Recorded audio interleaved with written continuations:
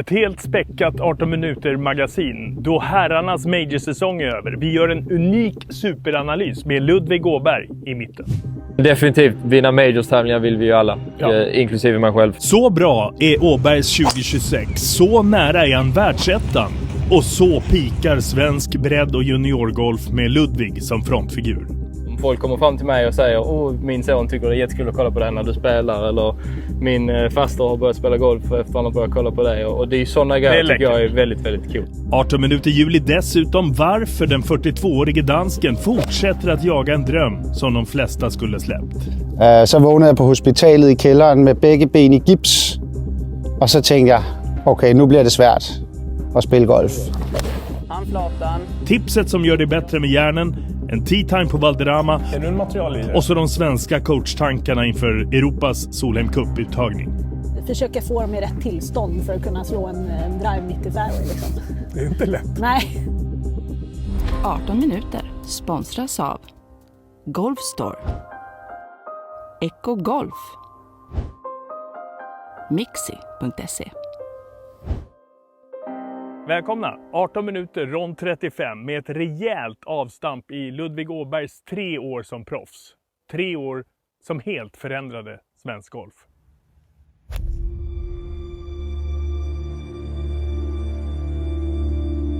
Tre år. Det är egentligen ingen lång tid. 3 år sedan sommaren 2023. 3 år sedan en 23-årig college-spelare lämnade Texas Tech och blev proffs. Då en av svensk golfs största framtidsnamn som mitt i ett unikt spektakulärt genombrott tittade förbi på en blixtfika. Okej, 2 pers, 3 bakverk. Vad tar du? Du får ta 2. Jag hade ju kunnat ta alla 3, men jag får hålla mig lite grann. Jag tar nog en Caleb. Okej, varsågod. Idag är han 26. Cementerad som en av världens bästa spelare. Men den här berättelsen handlar om mer än Ludvig Åberg. Den handlar om svensk golf. För samtidigt som Ludvig tog sina första steg på PGA-touren började något annat hända hemma i Sverige. Något som få såg komma. Sedan just den där sommaren 2023 har svensk golf slagit medlemsrekord 2 år i rad. 24 och 25. Nästan 50 000 nya medlemskap på bara 2 år. Den största ökningen på mycket länge. Och det kanske mest intressanta, det är inte bara fler golfare. Det är fler unga golfare. Juniorgolfen ökade med 17,6%. Pojkjuniorerna med över 20%. 2025 noterades dessutom det högsta antalet juniorer någonsin. Det är inte en tillfällighet, det är en rörelse. Om folk kommer fram till mig och säger min son tycker det är jättekul att kolla på det när du spelar, eller min faster har börjat spela golf efter att han har börjat kolla på det, och det är sådana grejer tycker jag är väldigt, väldigt kul. Golfboomen har säkert fler förklaringar än Ludvig Åberg. Pandemin skapade ett nytt intresse, klubbarna har arbetat hårt, Svenska Golfförbundet har gjort satsningar. Men det råder inget tvivel om att just Ludvig-effekten är enorm. En stjärna får människor tro att det är möjligt. En charmig personlighet sätter standard och prägel. Det är golf och det är golf och det är golf. 20 timmar av 24 är golf. De började faktiskt följa mig på Instagram. Det tyckte jag var kul. Jag ville tro det. Någonstans när man kommer upp för 18 att man suger in det och tar in det och kanske drar ett smile. Det är supertrevligt. Ludvig Åberg, så självklar i sin stjärnroll att vi i publiken förväntar oss konstant och fortsatt succé. Så hur bra är han då efter 3 år som proffs? Faktiskt bättre än de flesta tror. Om jag hade kunnat vinna en tävling så hade jag varit väldigt, väldigt nöjd. Ja, det är bara 3 år sedan han blickade uppåt mot en första seger och bara chansen att få komma in i majors. Försöka komma in i topp 50 i världen så att man kan spela majors och så här till nästa år. Det hade varit kul. Och sen får vi se. Ja, det där är bara 3 år sedan. Och han blickade uppåt mot en första seger. Och bara chansen att komma in i majors. Sen dess har det blivit 1 vinst på DP och 2 segrar på PGA-touren. Och topplaceringar i majors.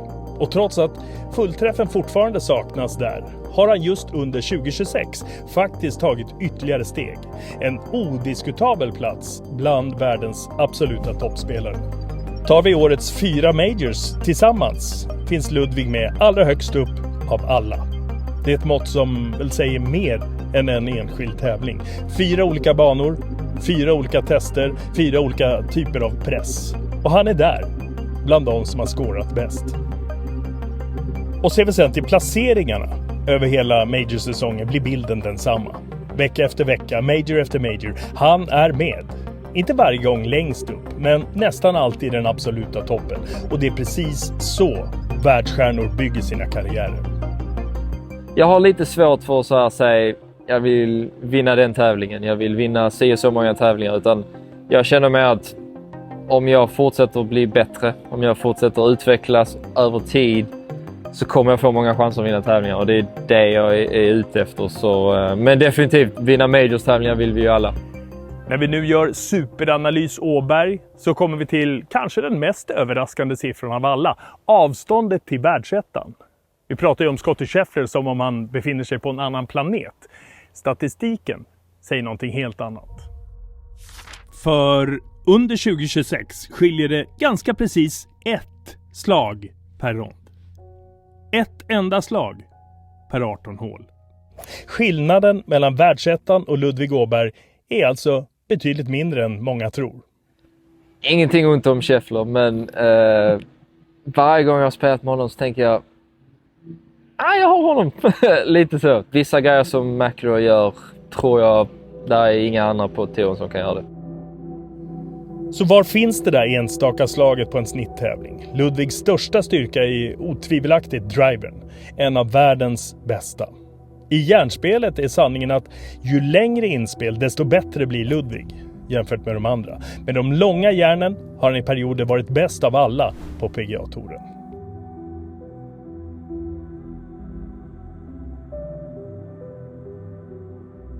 Och så det här den kanske största missuppfattningen. Många säger att Ludvig måste bli en bättre puttare. Statistiken säger till viss del något annat. Han tjänar slag på grinerna jämfört med toursnittet. Han är ingen dålig puttare. Det som fortfarande skiljer honom från Scottie Scheffler, det är före puttningen. När Ludvig missar en green, chippar från ruff, räddar sig från bunker. Förmågan att förvandla en möjlig bogey till ett par. Det är där världsettan och några till fortfarande har ett litet övertag. Än så länge. Kort och gott, klart och tydligt. Ludvig Åberg behöver inte uppfinna något nytt spel. Det är bara några små justeringar. Han behöver bara rädda några fler par varje vecka.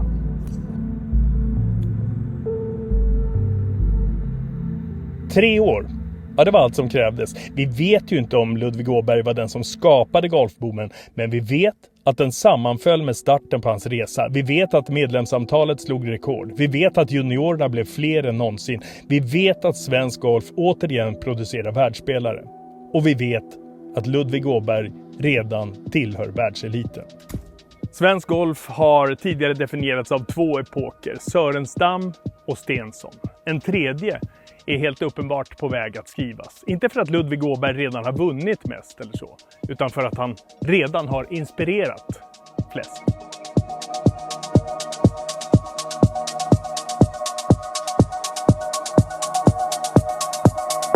Jag får ju nästan så här knipa mig i armen lite grann. Jag tror så fort du ser det som ditt jobb, det känns som att det blir lite träligt. Står du berömmer dig själv? Är det en dröm som inte ska väcka dig i? Nästan lite åt det hållet. Jag tror att uppenbarligen om någon hade sagt till mig för ett par månader sedan att jag skulle vara med i Ryder Cup, hade jag bara, nej, kom igen liksom. Golfen är ju det jag kan. Helt otroligt. Jag trodde att det skulle vara så. Och där har du! Grattis! Jag hade väl kanske inte riktigt tänkt att det skulle hända så snabbt, om man säger så. Bak vänsterpinne in på vänster. Jag vill ju kunna slå den drömmen. Jag är ju erkänt dålig på att ta hand om klubbor också. Så att, han har ingen boll på. Jag tycker att alla bästa spelarna i världen ska vara på samma ställe. Det tycker jag. Om jag hade kunnat vinna en tävling så hade jag ju varit väldigt, väldigt nöjd. Det är ju bara ett par veckor sedan jag gick i skolan och spelade skoltävlingar. Men nu spelar jag liksom Ryder Cup med McIlroy. Det är bra. För min del så är det klart att jag vill ju spela bra golf för min egen del. Men det är också jäkligt kul att visa upp bra golf för andra. About hole high för Oberg. Oberg. Är det för att slå längre eller för att orka träna? Ludvig. När ska du lära dig om att säga Åberg? Det är svårt. Det är svårt. Oberg. Har du gett upp det? Ja, jag gav upp det ganska snabbt. Då har du klättrat 3000 placeringar eller något sånt där redan. Typ. Sånt mer eller mindre. Ska jag inte väcka dig? Var det så? Ja, exakt. Bättre golf på 1 minut. Nu pekar vi upp.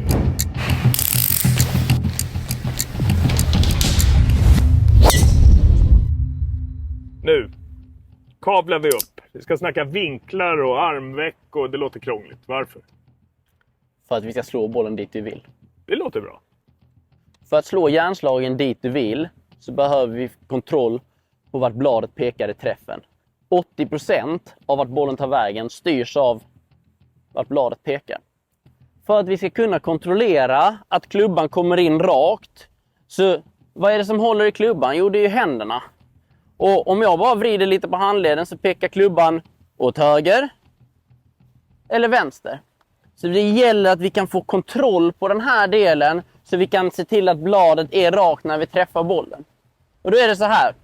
Tittar du på min arm så armvecken pekar uppåt, handflatan pekar uppåt. Så vill jag inte ha det, utan jag vill att det ska finnas en rotation i underarmen så att handflatan pekar mot målet och armvecken pekar uppåt i luften. Kan vi hålla detta förhållandet i svingen så kommer det bli så mycket lättare att slå bollen dit vi vill. Kolla här. Armvecken uppåt, handflatan, 90 grader. Här håller vi klubban. Kan vi sen hålla kontroll så att de håller sig, så kommer bollen att gå rakt. Så rätt vinklar så får du järnen dit du vill. Lycka till!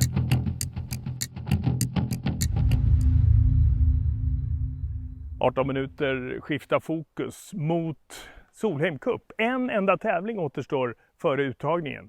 Och formkurvor på både svenska och europeiska spelare har stora frågetecken efter sig. 2 saker vet vi mitt i allt det ovissa. Svenska beslut kommer gälla och blågul erfarenhet kommer sätta sin prägel. Här är 9 snabba med assisterande kaptenen. 9 snabba Solheim Cup-frågor. Redo? Yes. Vad blir din största utmaning i att leda och inte lira? Framförallt så är det just det att det är ju väldigt många olika karaktärer. Och det gäller ju att liksom hitta rätt sätt och approacha dem på liksom, och snacka med dem så att de känner att de kan spela sin bästa golf. På första tee, vad letar du efter som vi åskådare inte fattar eller ser? Man har ju fruktansvärt mycket adrenalin och det kommer att vara nervöst och så vidare. Så att försöka få dem i rätt tillstånd för att kunna slå en drive mitt i fairway. Liksom. Vad gör du då för att få en spelare i balans om den till och med kommer dit och är övertänd? Ja, men det tror jag man måste anpassa till individen. Men oftast så får man ju prata lite med cadden, det är de som känner sin spelare bäst. Och liksom snacka lite med dem och höra hur de brukar. För att många av spelarna har ju varit i de här situationerna tidigare. Mest underskattade egenskapen i foursome eller lagspel som inte syns i statistiken? Trygghet tror jag bara. Lätt att prata med. Det är en bra egenskap i foursome. Välj, eller prioritera i alla fall, kemi i laget eller toppform på respektive spelare. Kemi i laget. Vad säger du till en spelare som vill ha raka besked men som kanske inte riktigt är redo för det? Jag har lite svårt att bara ge superraka besked så jag kommer alltid linda in det lite kanske. Vilka beslut i kaptensteamet kommer bli allra svårast? Ja, men det är ju att sätta ihop laget, för det finns ju så många olika faktorer som man måste utgå ifrån. Jag menar, det finns statistik och det finns vilka som vill spela ihop och så att det är ju svårt. Vilken egenskap från dig som spelare skulle du ta och skicka med till varje rookie och varför? Jag tror bara det alltså att jag älskar Solheim och bara älskar att vara på plats där. För jag tror att man måste gilla det för att tycka om det. Alltså, så att bara kärleken till Solheim. Vilka vinner och varför till sist? Det gör vi absolut, Europa. På pappret är Europa alltid underdogs. Det är laget som är viktigare än jaget under den veckan.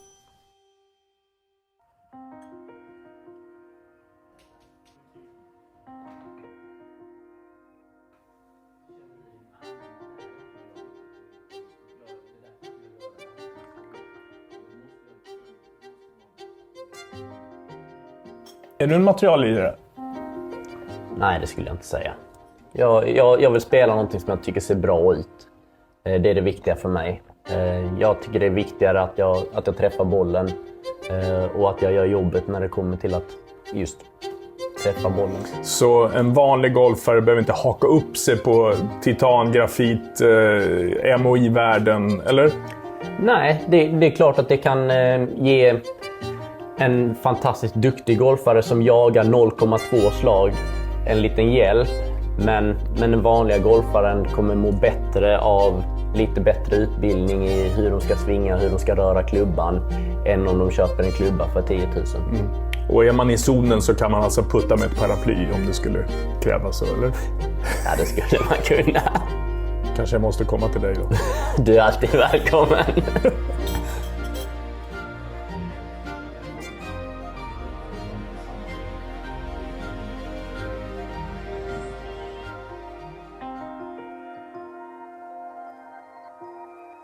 För de flesta av oss så är golfen ett spel. För några få ett yrke. För Oliver Sur så blev det någonting helt annat. En plats att överleva. Det här är berättelsen om hur golfen räddade ett liv och varför en 42-årig dansk veteran inte kan sluta. När golfen är mer än ett spel. Altså, jeg har mange ting i min bagage, i min rygsæk, og det er der mange af de unge mennesker, som ikke har, og der er mange, som aldrig får det. Så jeg brækkede begge mine fødder. Det gjorde rigtig ondt. Så jeg mistede min mor og min bror. Hun drak lidt for mycket, og så her for nylig, ja, så spillede jeg jo tævling i Spanien, og så havde jeg en kompis, som også gik bort og tog sit eget liv. Som heldigvis, kan man sige, så er jeg rutineret nok til ligesom at træde tilbage og sige, okay, der findes andre ting end golf i verden, men jeg bliver ikke rig af at spille her, men jeg bliver rig af at spille golf personligt. Jeg bliver så glad hver dag.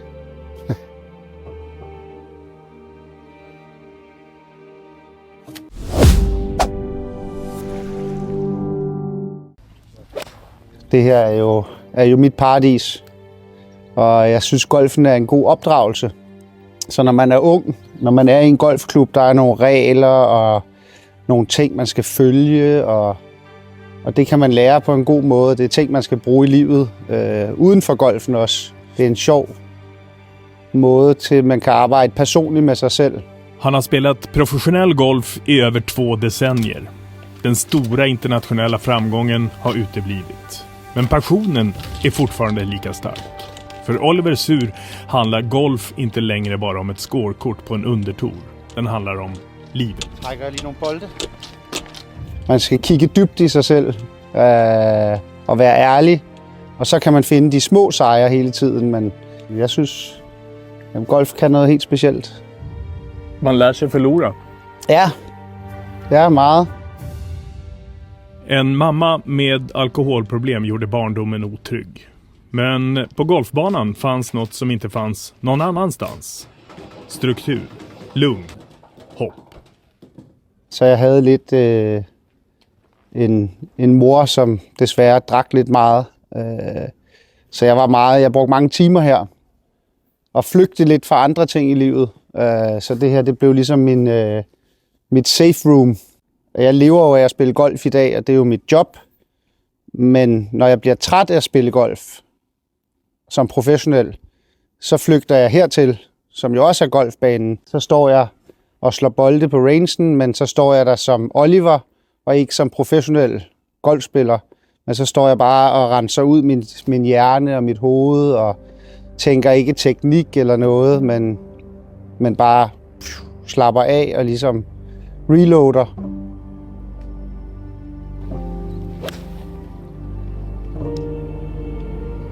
För Oliver Sur har golfen blivit både en räddning och en prövning. Och då handlar det inte om resultaten. Den blev en nödvändig ventil till exempel, när hans bror tog sitt liv. Så jeg mistede min mor og min bror. Det var tragisk, men han var også syg og fungerede ikke her. Men han lærte mig meget, fordi igen, hvor jeg brugte golfen også. På mange måder har den jo reddet mig og hjulpet mig til at gøre mig til den person, jeg er i dag. När karriären äntligen började ta fart, då kom nästa slag. En olycka i en golfbil. Båda fötterna brutna. Och frågan var inte om han skulle kunna spela golf igen. Frågan var om han skulle kunna gå igen.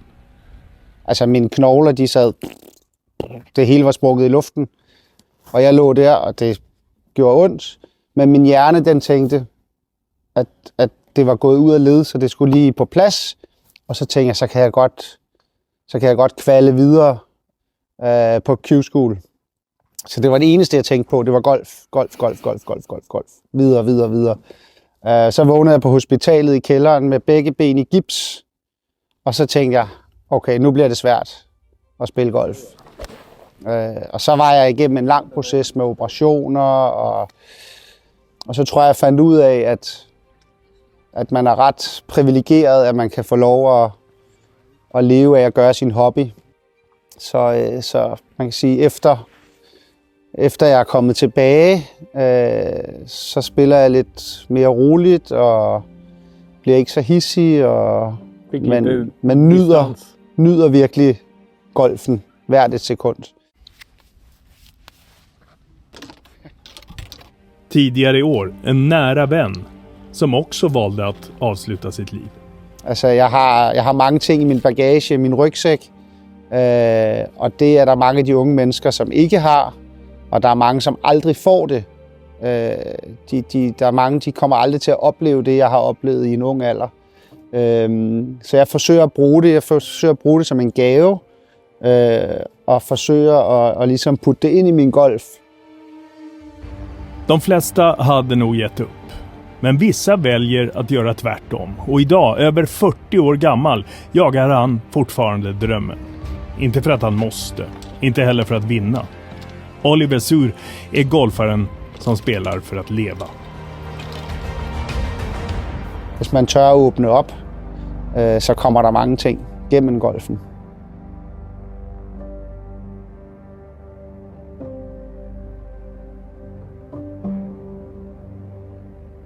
Ja, det där var rond 35 av 18 minuter. Nya golfprogram kommer ju varje måndag på VTV. Så prenumerera så missar ni ingenting. Under augusti får ni bland annat hänga med till PGA Tour-finalen i Atlanta. Bland mycket annat. Till sist, här och nu, tävlingen. Du kan vinna tillsammans med Mixi.se.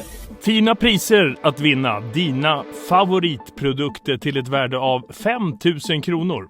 Allt du behöver göra är att söka upp Mixi.se. Gå med i Klubb Mixi. Surfa runt i det där digitala varuhuset. Välj ut det du gillar allra bäst. Skicka in länkarna på varorna till Mixi. Så kan du bli vinnaren som tar hem hela varukorgen. Ny chans, ny tävling varje månad i 18 minuter. Lycka till!